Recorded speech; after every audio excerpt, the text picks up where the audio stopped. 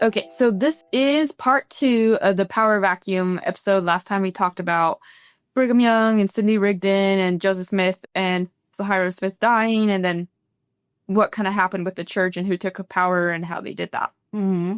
So we were just about to get into my favorite part, which was we talked about Sidney Rigdon and like William Marks and these people who like tried to get in control of the church, and then Brigham Young just kind of was more determined than they were and kind of just pushed them away. But there was one person that Brigham Young could not do that with, who was the most serious contender and who he was the most afraid of, and who he, once he did take power, he put this person under house arrest and their whole family under house arrest until they left for Utah, pretty much. Brigham Young put this person in house? Mm-hmm. Yeah. How do you do that? You're not law enforcement. I know, right? But kind of in Nauvoo, there was this like theological government power combination going on. So he just had like his own like police people who he had watching the house. So he did that to isolate the leader, because that leader was had a big part in the church before all this happened. And so he disbanded the like department of the church that this person had been over. And then he put that person on house arrest to isolate them so they couldn't lead. Who is it? Emma freaking Smith! Oh! Yeah. I didn't see that coming, actually. Oh, good setup. But no, so kind of crazy. Brigham Young put Emma Smith and her family, so Joseph Smith's kids, all on... Wow, what a... Say it. That's it. But... What a butthead. I know. Like, okay, your husband died. I'm taking over. Okay, sorry. Tell me all the things. Right. It is wild. So, and it's just because Emma Smith was a strong woman and was not going to just let him do what he wanted. And she had opinions about how the church should be run and what was going on. And there was so much to it, because also Joseph Smith had a lot of his finances wrapped in the church. So it's hard to tell what was the church's and what was like their families, right? And so...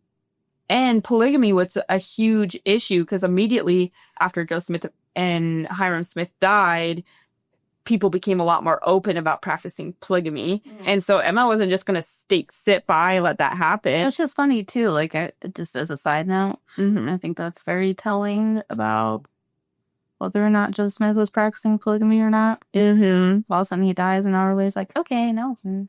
Talk about right. Like, why did they suddenly become more open about it when he died? You think if they were doing it because they were scared of being persecuted by the government or by other people, prosecuted by the government, persecuted by other people, that having their friggin' leader get killed, they'd be like, ooh, now we have to be even more secretive. Yeah, but instead It was the opposite, and they started doing it more open. Like, very telling. Yeah, so telling. And so Emma Smith was the president of the Relief Society. And so Brigham Young, number one, isolated her, put her under house arrest, had like guards around her house. And number two, disband the Relief Society. Really? Yes. And a lot of people don't know this. And a lot of people are like, oh no, he didn't disband it. They just conveniently never met as soon as Joseph Smith died, because I guess they stopped caring about church or whatever, which is a weak argument in and of itself. But the evidence pretty much points to the fact that it was Brigham Young. Enough of these women thinking, making stuff. Dude, let me read you some of the things he said. So we don't have any like public records of him officially disbanding the Relief Society. But what we do have is we know like from the meeting books that they never met. Like once Joseph Smith died and Emma Smith was isolated, they never met again. And we have a record of a meeting from that Brigham Young talks in. So Joseph Smith is killed June 1844, and then on March 9th, 1845, so like the next year, the spring of next year, Brigham Young addressed an all-male meeting organized, it was the 70s, and he said this. He said, "When I want sisters or the wives of the members of this church to get up Relief Society, I will summon them to my aid. But until that time, let them stay at home, and if you see females huddling together, veto the concern." Excuse me? Yeah. So, like, I was already offended before you started that. You're, like, immediately offended. But, yeah, the fact that people are like, oh, no, they just stopped meeting is, like, he definitely had a hand in this. And if he took over the church and this was his attitude. What was the line of females? Yeah, he said, if you see females huddling together, veto the concern. And then he goes on to say, so the high priest minutes became available to researchers in 2010, which gave us even more perspective to add on to that. He said, kind of giving us a second source for Brigham Young's attitude about the Relief Society and women during this time. He said, I say I will curse every man that lets his wife or daughters meet again until I tell them. What are relief societies for? To relieve us of our best men? They relieved us of Joseph and Hiram. So he's basically accusing... What? I know! He's basically accusing the Relief Society and Emma Smith of causing Joseph Smith's death. How? Because they were fighting against polygamy. And they were speaking out against it. And Joseph Smith was with the Relief Society, making public statements, releasing the voice of innocence. And it was all, like, a part of it was coming from him working with the Relief Society. So he's like, that's why he got arrested. That's why he got killed. Basically blaming the widow. Wow. And the women. Yeah. Not the people who were practicing polygamy behind his back, but no. So... And then who are taking a bunch of women. Yeah. Like, no, that's not the problem. Yeah. It's these women who are letting their voices be heard, and they're the reasons why they got arrested. That's the real problem. And just the strong language. She's like, I will curse every man that lets his wife and daughters meet. Right? It's like, what on earth? Somebody is afraid. Yeah, exactly. It kind of shows where he, like, I feel like he was not afraid of Sidney Rigdon and all these others. He was like, I knew. He, like, knew that he was going to take charge, and he knew he had the 12 apostles backing him up, and he did pretty easily get power. But Emma Smith, he knew he could not control. The women, the Relief Society was a force to be reckoned with, and so he had to disband it and isolate Emma so she couldn't organize, and then take her apart one by one. Because another thing he was doing was trying to figure out the finances of the church, who had what, Joseph Smith's family versus what were the church. And basically what he did, and Emma Smith was smart. Like, Joseph Smith was in so much legal trouble pretty much all his life because of what he was doing in the church and all these different things. And she was there by his side the whole time. She was the one, like, when he was in hiding, she was the one meeting with lawyers, trying to figure things out. She was the one, like, writing people who would have influence to save him. And so she was savvy legally and financially.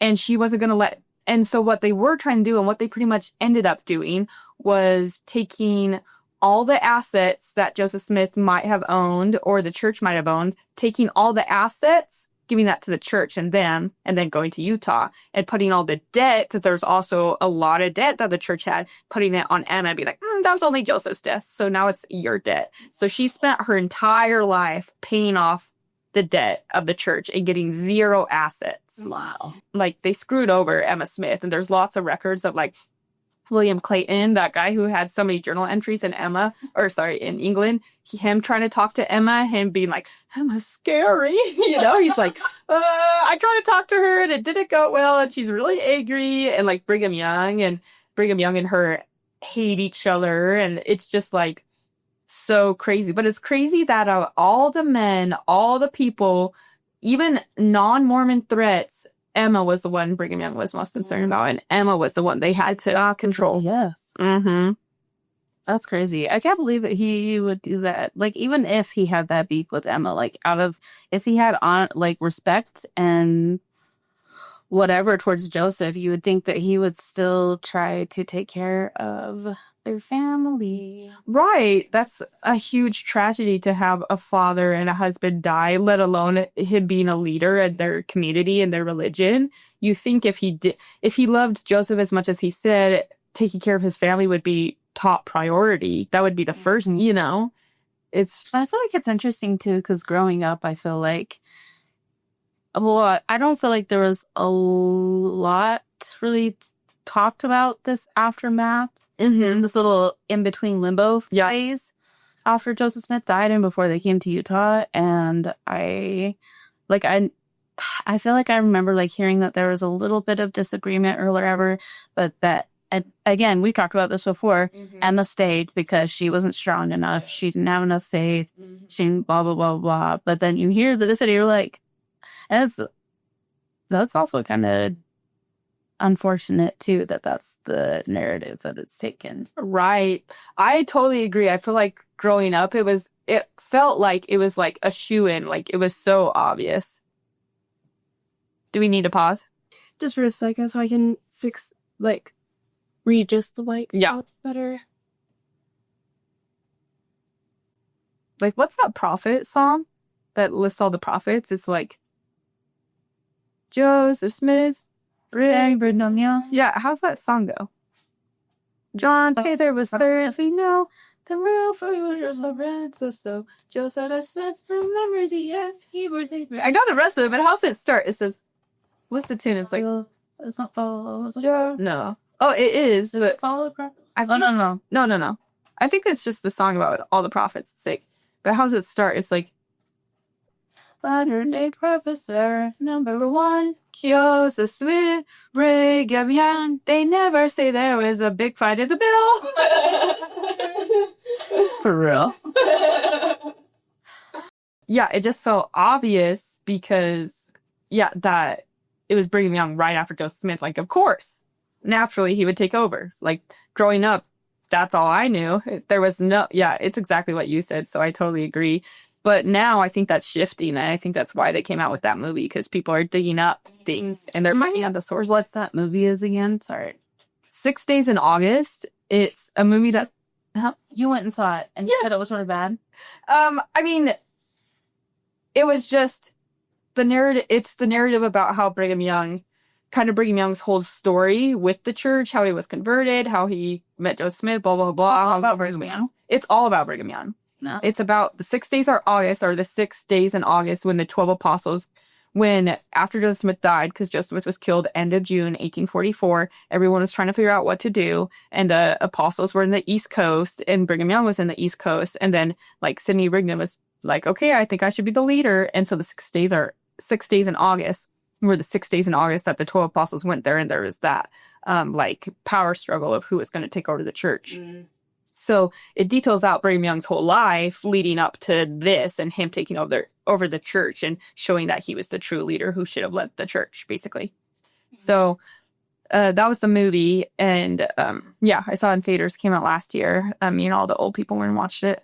But but nowadays people are looking at the narrative and looking at the sources and realizing like just how history is never simple. It's never like, especially in any kind of transition of power, it's rarely easy. The easiest transition of power is usually hereditary, when a son takes over for a father or a child takes over for a parent. Mm-hmm. That's usually the easiest transition because people don't question it because that's the way it's set up. And I feel like I don't know if you heard this growing up, but I heard this growing up. I feel like that's how they try to spin Emma as well. They're like, well, Emma thought it should be like hereditary and that her son should be the next prophet, but we don't believe in kings and loyalty, so that's not right, We believe in the strongest person should dominate. Exactly. But the thing is, Emma wasn't saying like my son and then his son and like she was saying, no, I was there when my husband, the prophet, gave a revelation to my son saying that he would be the prophet. So I'm just saying that revelation is true. It wasn't a claim to like spiritual royalty or any kind of like prophetic line. Right. But that's how I grew up hearing about it. Mm-hmm. But yeah, so I want to read some of the stuff just to get context. So Joseph Smith III was Emma's oldest. And so he was like a preteen when his dad died. And so this is how we know there was like this house arrest type of situation going on, because when he became an adult, he wrote down his experience. And so every time I hear stuff like this, I'm like, man, I really should journal more. I know, right? If someone's gonna spin my history, they need to know the truth. They can only see my Instagram. My Facebook says this. They're not gonna know anything. Yeah. So real life is like, yeah, I know.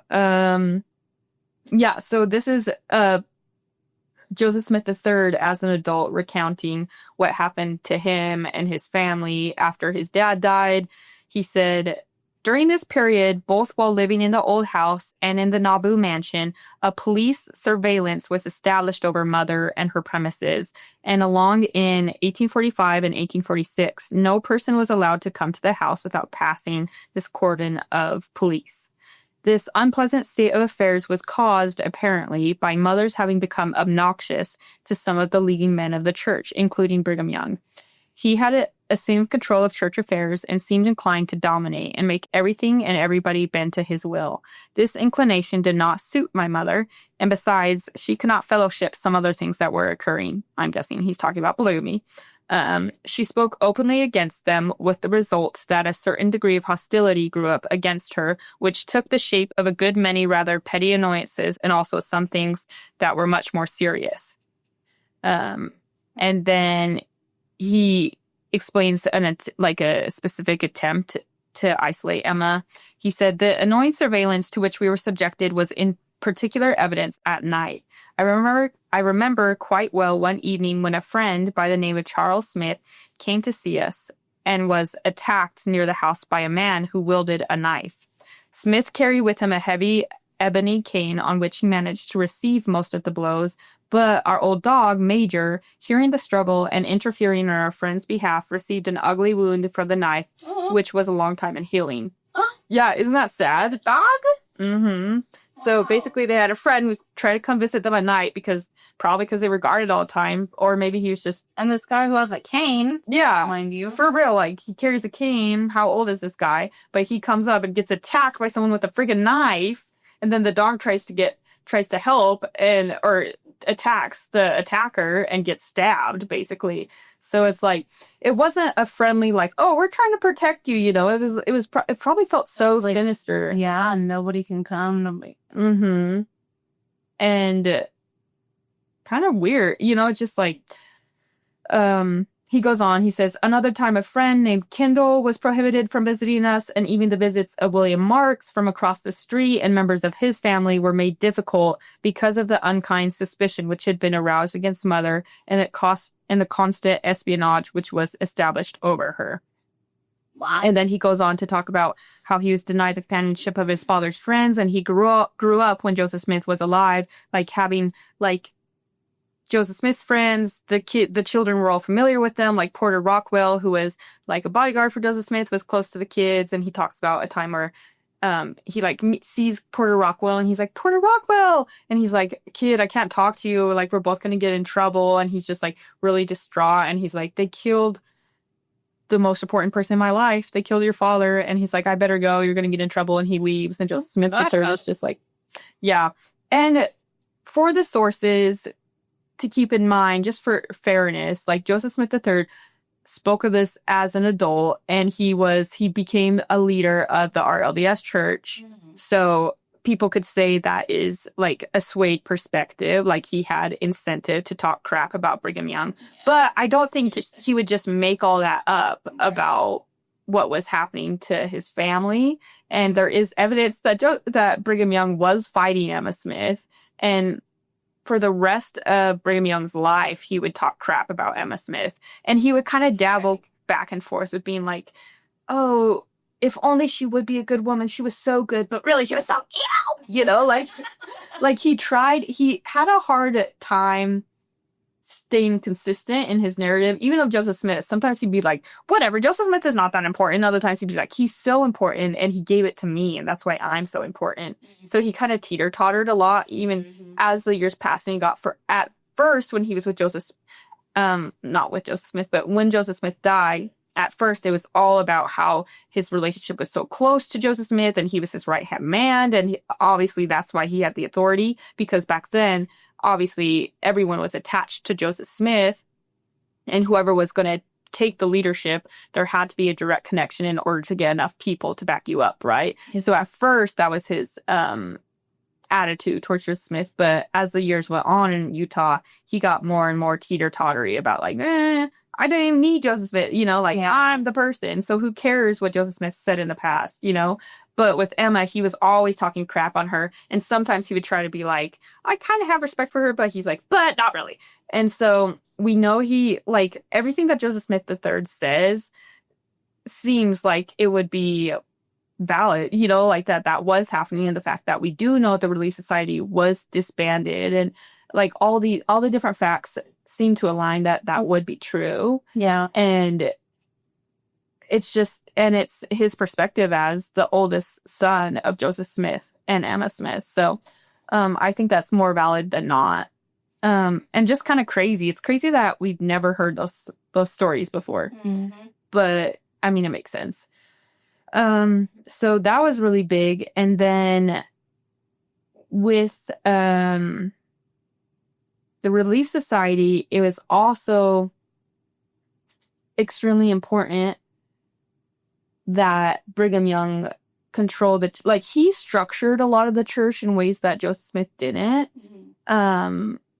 And Brigham Young, the big thing that he got people on to get on board with him, that he was the rightful heir to take over the church as the next prophet, was he was like, I don't know if you remember from last time, but he was like, Joseph Smith gave me and the 12 apostles the keys. He gave us all the keys to the priesthood and to lead. And so that's why we should take over instead of Sidney Rigdon. And he tells a story about, I don't know if you remember that, but it's like Joseph Smith is like, now I can feel good about dying if I am going to die because I gave the keys of the priesthood to you guys. Like Brigham Young tells this whole story, and the other 12 apostles back him up and say the story. So the keys of the priesthood became crucial to leadership and priesthood, right? And that's how this church was structured after that too. And it's how the church is structured today. Like people say the bishop has the keys of the priesthood to lead a ward, and the stake president they have to have the keys, and the prophet has all the keys, you know? Mm-hmm. So that terminology became very important and that's the defining characteristics that it became known for, like the priesthood and leadership.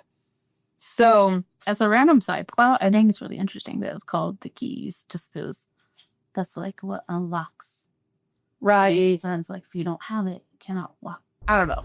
Yeah. I mean, it makes sense how they put it in the terms the wording of power. Now, you know, exactly. Like, well, you don't have the keys, so you don't get the power, you know? Mm-hmm.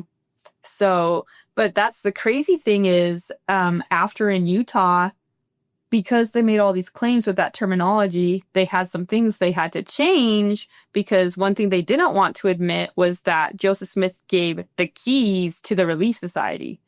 Oh. And so they had to change it, and they literally doctored the narrative, it doctored the records to change what was actually said. So, that's so annoying. You think like you're saying all these things and doing all this for like safekeeping and for preserving your will or whatever, and then somebody just comes in and just changes it. Right. I think willy-nilly. Yeah, it's like you're like, well, on Earth, but that's exactly what they did. And then they changed a lot of, obviously it was still the 1840s, right? And so women did not have an equal standing as men did in the church. It was the 1840s. Like women can own property, they can do a lot of things. Mm-hmm. But it is crazy, before Joseph Smith died, how much more power women had and how much more power was given to the Relief Society that I had never even known, because I feel like in the church you just assume, especially the way they teach it, with church history, you're like, oh, it's always been this way because it was like divinely inspired, right? So the church has always been structured this way, but it wasn't. And so the keys, I'll tell that story because it's interesting. So, but the problem is, even though they changed things for the future generations, these women still remembered the. I was going to say, too, I wonder if that was another part of the appeal of the church, and maybe, like, even if they thought polygamy was a part of it, like, even if they were kind of like, I don't love this polygamy thing, but if there is more power and more whatever for women, more purpose. Yeah. I don't know. To maybe that could have been part of the appeal. Yeah. Like, they're like, well, I had more power in this organization, so even though I don't love that polygamy is now involved in it, yeah, I so heavily believe in the church because, and it gives me a structure to have more power than normal. So it would make sense that they would have more faith in it, or be more willing to like accept things that maybe they didn't like because in other ways they were being compensated. Right. Yeah. That's totally possible. So the keys, so this is what, and that's another thing I assumed. I think I always assumed because Emma was Joseph's wife, and I knew she was the president of the Relief Society. Did you know that? I think so, yeah. Yeah, I think most people knew, like, she was the president. She was the first president of the Relief Society, and I think I just assumed, like, Joseph Smith called her to that role because, you know, husband and wife makes sense. But no, actually, that's not what happened. Joseph Smith was like, we need to establish an organization for the women, and you guys are going to have full control of who your leaders are going to be. And he set it up pretty much parallel to how he set up the priesthood.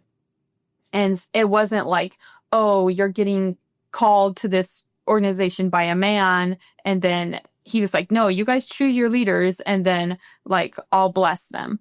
And so Emma Smith was elected by all the women, which makes sense. But Emma Smith was elected. And so then they came in, and it wasn't like how it is now, where at Relief Society, you have to have a presiding, like, authority for a lot of things that are structural, like blessings or whatever kind of stuff, or anything that has to do with voting. Like, I don't know if you remember going to Relief Society, and anytime you're there's someone new with a calling, priesthood holder has to come in and do the like voting and take care of the actual, like, logistics of it. The women can't do it themselves. They have to bring in a man to do that.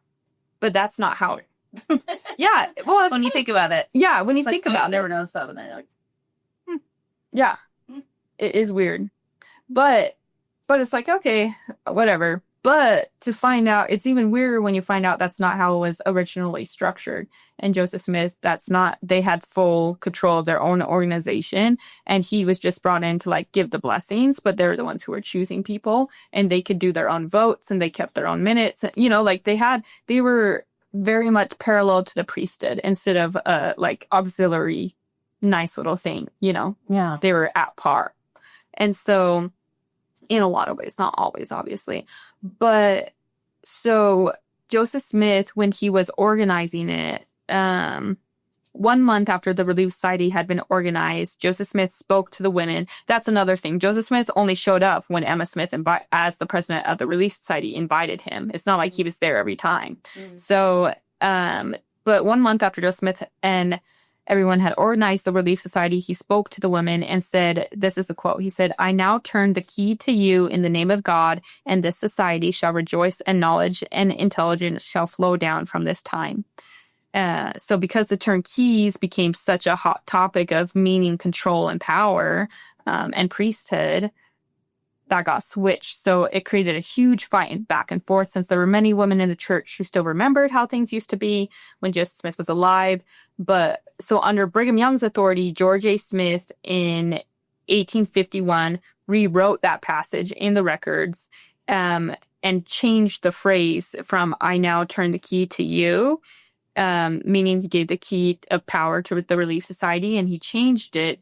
Georgie boy over here changed it to "I now turn the key in your behalf." Meaning, you can't touch these keys. I'm gonna do it. I have the power. I'm the leader.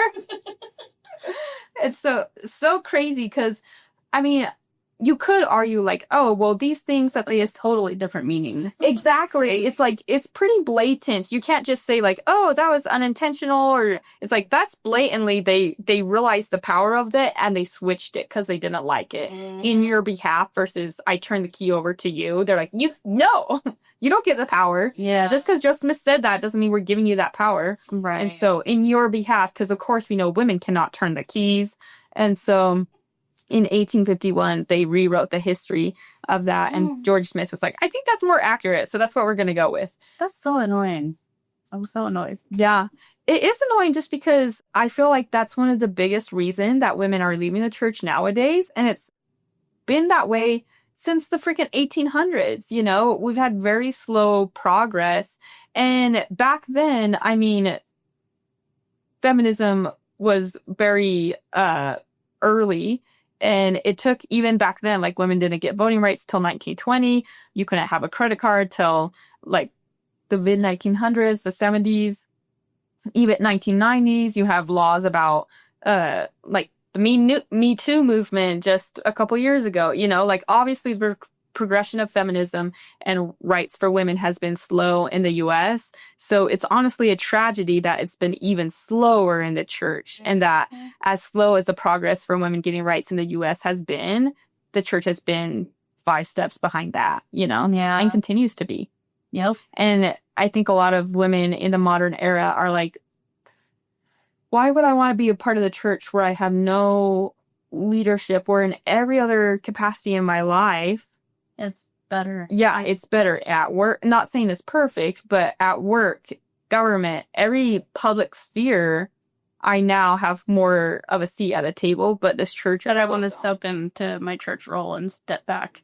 Right. 150 years. Yeah. Yeah. It's like, I think it's a tragedy, and I think it's been detrimental to the church. And I think they're actually trying to figure out how to deal with that right now. It'll be interesting. Yeah. I remember even kind of when I was still in the church and women talking about like wanting the priesthood or whatever, and people would, these feminists. Church, Yeah, I remember a movement where women were wanting the priesthood, and they all, like, as kind of a form of resistance, they all wore pants to sacrament meeting on a specific day, and I think they were purple pants too or something like that. Like, that's fun. I know. It was like a solidarity type of movement that happened, and everyone was like, oh my gosh, Do you remember too in General Conference back when I think they had like the protests outside, and then when they were like doing versus standing, people were shouting no. Yes. And we're like, whoa, what's that? This is new. But then it's like, I don't know, just interesting. People say no, and then it's like, okay, then you go meet with your church leaders. They're gonna go meet with their church leaders, and like, sorry. Right. Yeah, there's not really. It's really interesting because it's like what's kind of like the illusion of consent. Yeah. Anyway, very interesting. I think just like for me, growing up in the church, I feel like I've always wanted equal rights for women and myself and all that. But the priesthood, like getting the priesthood for me, I was always like, I don't really care about that. Yeah, same. Because I don't want to be a bishop. I don't want to be a like stake president. I don't want to be any of these things. There are some people that do want that, and I think that's kind of the importance about rights. It's not about like, and I think that's always been a part of the discussion between like gendered rights or even minority rights. It's like, oh, well, it's better for them. I think specifically with women rights more in particular, it's like, oh, well, it's better for them if we do this. And it's like, it's not about like, and I feel like we're having that same... What's better for somebody? Yeah, it's their right to choose, right? It's because I think that we're having the same kind of debate nowadays with women working and having careers versus like the traditional housewife. And like, I think women themselves, it's hard because I feel like a lot of times we feel pitted against each other and we feel defensive. So like the traditional wives feel defensive that the career women are telling them that their lives are meaningless and they're being held down by the patriarchy. But then career women feel like they're being attacked because they're being told they're bad mothers or bad wives and they can't do it all, but they're supposed to be doing it all. There's like that. Yeah. That's happening right now.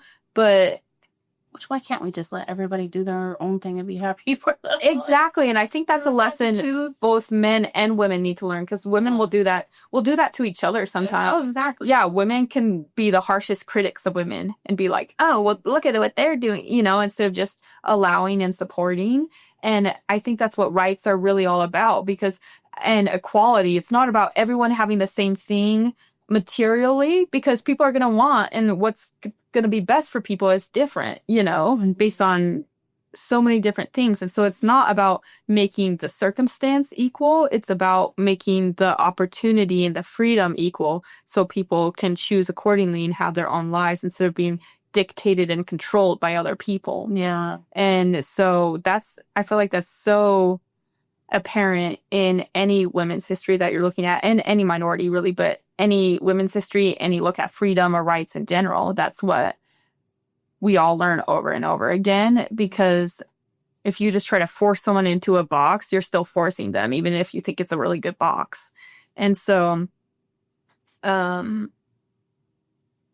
so even though I don't want the priesthood, but even going older, it's like, I don't want the priesthood, but I do hear stories about, I do think like women leaders female leaders could add a lot. And I don't think that's a threat to anything. I think it would enhance and things would look different. And maybe it's not even the priesthood in the traditional sense, you know, like I read an article from some feminists about their perspectives. And one of them was like, I don't think we should have priesthood. Like we should just allow women to get ordained in the priesthood like it is now. I think we just need to separate ourselves from that structure and give women authority. It doesn't have to be under this narrative that has traditionally been patriarchal. It's just about the power and the choice, right? And so it's not necessarily about giving women the priesthood. It's about giving them a seat at the table. And that doesn't have to look like that structure, you know? Yeah. And so really interesting thought processes and things to explore. But I think women have so much and they don't have to be kept away from the public sphere of decision making and finances. And I think we actually all benefit when men and women work together. And I think it's a tragedy that was undermined very early on in the church when originally it actually was leaps forward above the times. And then it was put back drastically. Right. Well, it's just crazy too. Like you even think about the words Relief Society. Like there's so much, and I think you think about what the Relief Society does for wards now, you know? Yes. Like it's so beneficial. Right. And why would you feel threatened by that instead of wanting to give it more power? Like, what are you scared these women are going to do? Right. You know? Riddle. Like, We could bake you a lot of cookies. That's kind of the auxiliary roles that women have been given all their lives, you know, like you could bake cookies or, okay, you can talk at the Relief Society or I'm sorry, you can talk at General Conference, you know, that's been really limited. And the good news is I think we're growing with that and more women are being given a voice there. But still, traditionally, that's what you see, you know. It's like, look, women have fulfilled their role in the Relief Society for so long. Like, why can't you really think they're gonna go do something crazy or threaten the power? Like, if there's a little bit more given, Yeah, I don't know. and honestly, if there is debate and if there is conflict, I think that's another hard thing in the church that I don't agree that I think holds us back is a lot of way is our big fear of conflict. And I think that stems from dominating personalities early on, crushing people who are trying to oppose them. And I think that's actually not healthy for a society. Obviously, extreme conflict is dangerous. Violence in the political sphere, in any sphere, violence is bad. But conflict in and of itself is actually something to help societies self-correct, you know? And just because you're not having the conflict doesn't mean those voices, like just because you're hushing the voices doesn't mean the story isn't happening. And just because you're silencing people's problems doesn't mean those problems aren't getting big. They always get bigger when you silence. Yeah. So even if there was conflict, even if women did have things that were uncomfortable for people, it's happening. And what's the alternative? Like, people will leave the church and people are leaving the church. And I think a lot of religious people are freaking out about that. They're like, oh my gosh, there's a mass exodus of people leaving religion in general. And so it's like, you think the alternative is staying in your lane and just accepting how God structured things to be, right? You think that's the alternative. But a lot of time, the alternative is you lose that person from being a part of your community and being a part of religion and in general, you know? Yeah. So, and that person could have a lot to offer. Yeah.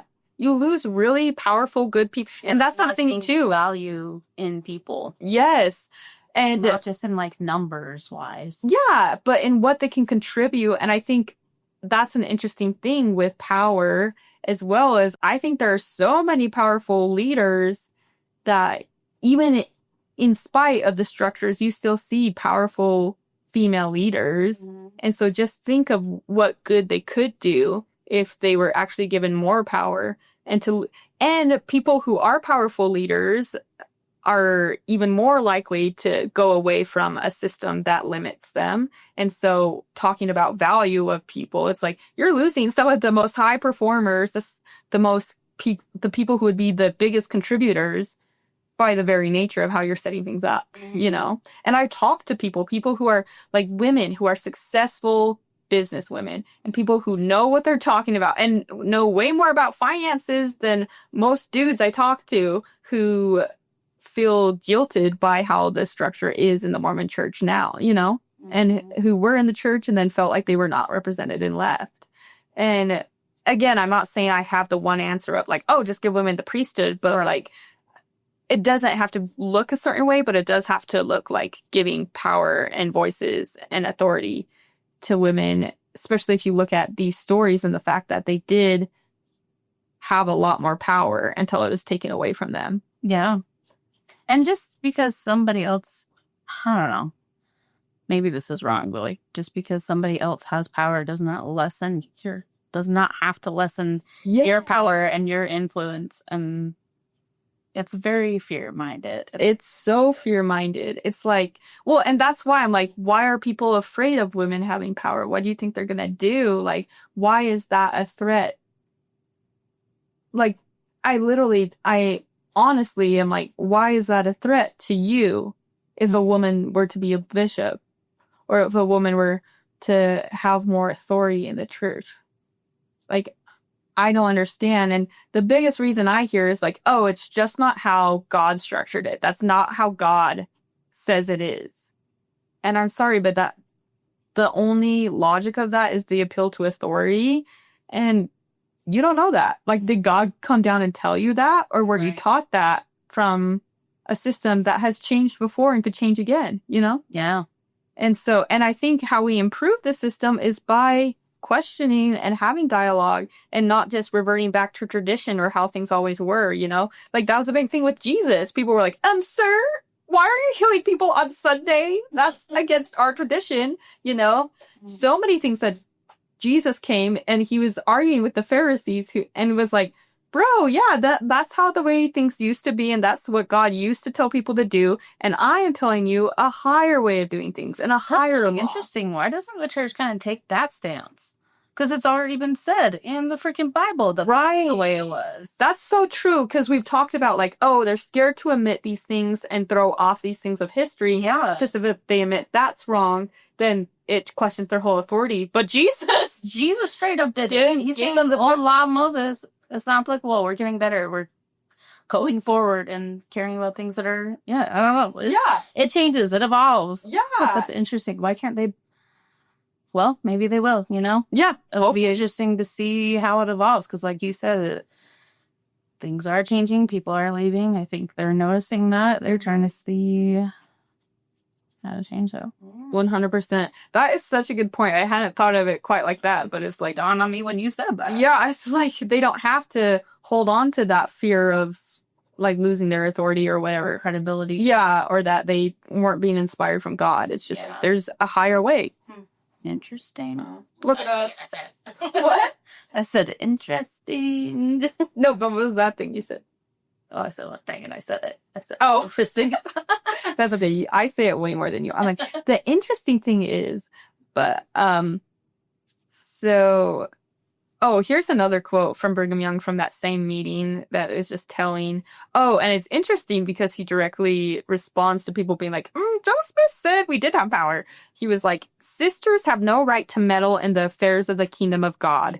They never can hold the priesthood apart from their husbands. And if they say Joseph started it, tell them it's a damned lie, for I know he never encouraged it. Whoa. So, you know, people were like, actually, I do have the priesthood, but Joseph Smith told me I did. You know what would have been lovely? If Brigham Young had taken all these wives and then they just revolted against him, and it just would have been like the most beautiful karma. I know. I mean, a lot of women did. I think he had like 10 divorces. Oh, we should make a movie or a story based off of that. Like, kind of like the Once Upon a Time in Hollywood, like what had happened if the Charles Manson, but I do it reverse. So that would be very satisfactory. That would heal a lot of the historical wounds. Let's do it. Okay. We'll write the script. What? After this, we'll write. Yeah. Tune in next time to Script Ready with Kensley Jocelyn. And And then, so historians, I've mentioned Maxine Hanks before. She was one of the like Mormon feminist historians who got excommunicated in the 90s because she released a book about women authority in the church, in the early church. So a lot of people, she and other people have done deep research into the early church and the power dynamics that existed at that time. And it's kind of interesting going into how they saw the priesthood back then. She just points out things like they didn't need a priesthood holder to preside over them. The Relief Society didn't. And they were ordained as, like from Joseph Smith, as kingdom of priests. And they ran parallel to the quorum of the male organizations instead of being like a subservient group or a auxiliary group. Yeah, so a lot of the women, the Relief Society was disbanded. Eventually it was started again back in Utah, but things were just very different. And there were still, not to discredit, there were still a lot of really powerful women in the church, even in Utah. And we'll get into their stories, even people who, obviously, most of them were involved in polygamy, but they still found power in the ways they could, you know? Yeah. But another thing that I found to be really sad was women used to, I put in a lot about how when Joseph Smith was alive, they had a lot of power and how they weren't getting set apart. They were just getting anyway, things about the power structure. But one thing that they were doing a lot in the early days of the church that was slowly, the women fought back a lot against this being taken from them, but it was eventually taken from them, was the power to bless people.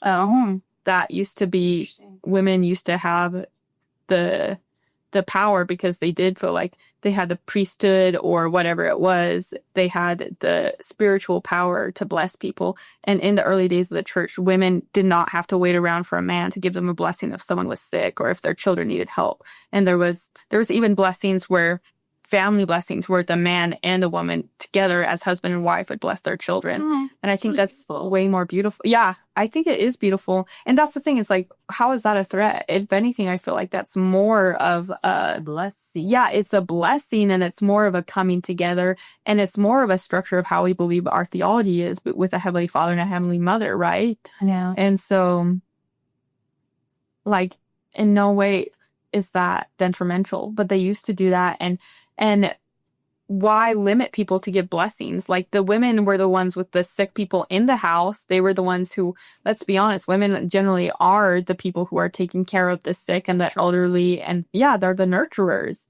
and their kids. And so they were doing that early on in the church. And slowly, the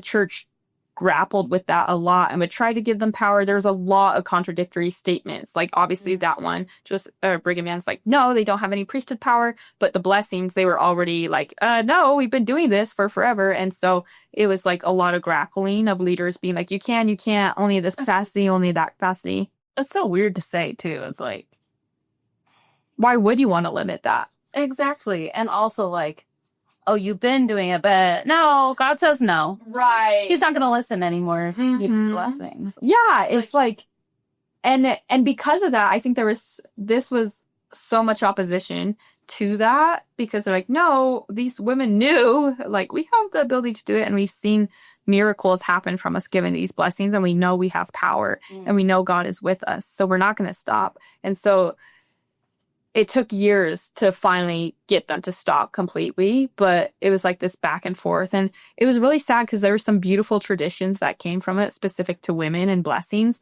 And one of them was pregnancy at birth. I'm going to get emotional. I'm like, yeah. So that's the thing. We don't have very many like physical records anymore of the blessings and stuff, but there was like, and that was one of the things they used to try to control these women is they were like, do not streamline the blessings. Like how the blessings we have nowadays have a very specific form of doing it, and how the male priesthood had it. Yeah. That was one way that they tried to delegitimize the blessings, even though they were allowing women to give blessings. They're like, but we're not going to record it, and you're not going to, like, there's not going to be a certain way of doing it. It'll just kind of be like a prayer, you know? Yeah. And so that was one of the ways that they tried to control the power of the women. So there's not a lot of records, but there is, I'm so thankful that there's this record in 1903. It was in the early 1900s that they finally got them to stop completely, but all through the 1800s, it was back and forth between them fighting for it and still giving it and leaders going back and forth. I didn't know that. Neither did I. This article is amazing. I'll have to send it to you. But so there is a record of blessing. And there's also these people talking about how every person in the church should have power of the priesthood and things like that. And how the authority, and that was another thing. They were like, don't try to resemble any of your blessings to mirror temple language, like how the men do in their blood, they were trying to control in a lot of ways. But so this is probably the only known example of its kind. It's a written form of a blessing to be pronounced in washing, anointing, and sealing before childbirth. Gotta get emotional. It's undated, but it's probably anywhere from 1901 to 1908. And it was from a ward in Idaho, the Oakley Second Ward Relief Society. And even though they had said don't follow a prescribed form, this was something that they did share with each other, and there was kind of things that was everyone was saying the same thing because it was powerful. So this is the blessing. It said, "We anoint your back, your spinal column, that you might be strong and healthy." Sorry, I don't know. That you might be strong and healthy, no disease fasten upon it, no accident befall you. Your kidneys, that they might be active and healthy and perform their proper functions. Your bladder, that it might be strong and protected from accident. Your hips, that your system might relax and give way for the birth of your child. Your sides, that your liver, your lungs, and spleen, that they might be strong and perform their proper functions. Your breasts, that your milk may come freely and you may not be afflicted with sore nipples as many are. Your heart, that it might be comforted. When it's full time, and then they continue by requesting blessings from the Lord on the unborn child, that it might be perfect in every joint and limb and muscle, that it might be beautiful to look upon and happy. When it's full time shall have come, that the child shall present right for birth, and that the afterbirth shall come at its proper time. You need not flow to excess. We anoint your thighs, that they might be healthy and strong, that you might be exempt from cramps and from the bursting of veins, that you might stand upon the earth and go in and out of the temples of God. And then they sealed the blessing. We unitedly lay our hands upon you to seal this washing and anointing, wherewith you have been washed and anointed for your safe delivery, for the salvation of you and your child. And we ask God to let his special blessings to rest upon you, that you might sleep well at night, that your dreams might be pleasant, and that the good Spirit might guard and protect you from every evil influence, spirit, and power, that you might go your full time, and that every blessing that we have asked God to confer upon you and your offspring may be literally fulfilled, that all fear and dread may be taken from you, and that you might trust in God. All these blessings we united seal upon you in the name of Jesus Christ. Amen. I just, wouldn't that be beautiful if that was still there? That's so beautiful. That's like one of the most sacred things you can do is bring life into the world. 100%. By the way, I'm laughing because I was already getting choked up. The way you said you were getting emotional. Yeah, and just to think too, yes, a man can give somebody a priesthood, but what kind of man is going to give that kind of specific blessing? Exactly. With all those details in it. It's so specific. And so, I don't know. It was very beautiful. 100%. It's yes, it's not saying men can't be involved, but from that blessing, you could see the woman's perspective, and women who have actually been in that place, it's a different kind of connection, and it's a different kind of knowledge. And to have a prayer over those specific things that you need, that as much as a man can try, they'll never understand what it's like to give birth. And that's okay. That doesn't have to be their role, but let's give people who have those roles the ability to bless and to seal and to give you that power. And also I love how they talk about we unitedly give this blessing. So they probably had like a couple people laying their hands on this woman, like to have your tribe and your group of women supporting you and loving you and blessing you and asking for God to protect you in all those specific ways is so powerful. And I think that's just one example of how allowing women to have power makes it better, not and doesn't threaten. And it's really a tragedy that all that was lost and stopped because it was so beautiful. It's very beautiful. Yeah. I think whatever we do, I think we should give our own blessings, your own tribal blessings. Yeah. In those situations. Yeah, I think power doesn't have to be defined by authority. And yeah, absolutely. And what women can do together is incredible. Mm-hmm. I was just thinking about it, like, as you're reading, like, imagine about ready to give birth and, like, you get that kind of blessing, like, how uplifted and how, like, just empowered you would feel. Yeah. Like, whether it has, like, spiritual authority, keys, whatever behind it or not. Yeah, just that having those women giving you that, like, what strength would you get from that? And honestly, bringing God into your childbirth in a way that is so connecting with your community. Like, childbirth has always been and is still a thing where women gather around to protect you and to help you. Yeah. And so adding that element of it, I think that's like the perfect example of why women need to be more involved and have more power. Something that beautiful and that powerful in every capacity. It could be something so helpful to the world.